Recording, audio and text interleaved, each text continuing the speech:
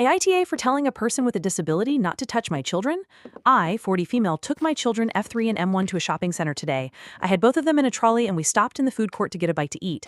As I was pushing the trolley towards the counter, a woman, approx early 20s with Down syndrome, walked straight up to the trolley and started patting my son's head. I immediately moved the trolley away and said, "Please don't touch my children." Her mother, who had seen the interaction, was clearly annoyed and asked me, "Why is that?" The conversation went as such. Me, because no one has the right to touch my children without their consent. Other mom, she doesn't understand. Me, then it's up to you to teach her that it's not okay to touch strangers. Other mom, you're very lucky you have two healthy children without disabilities and don't have to deal with this. Me, her disability is not relevant here because I would have and have said the same thing to anyone who has touched my children. Other mom, I don't know why you're so mad about this. She didn't mean any harm.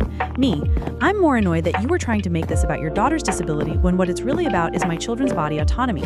At that point, my food was ready, so I collected it and walked off with my kids. I want to make it really clear here that I feel this way about any touching of my children, and have said the same in the past to people without disabilities who have touched my children. I've been astounded since I had kids how many people, complete strangers, I've had to say this to. However, I'm wondering now if maybe I should have been more lenient in the situation because of the woman's condition. Am I the a-hole? Edit to clarify. Wow, I was not expecting this kind of response. Thanks to everyone for taking the time to comment and give me an outsider's perspective. I've seen a few comments asking about my tone. I wouldn't say I was unfriendly, but wouldn't say I was friendly either. As I walked to the counter, I was looking up at the menu, so I didn't see the woman coming at all. Suddenly, she was right there touching my son, so my tone was more one of shock than anything. It all happened very quickly, so I was a bit taken aback.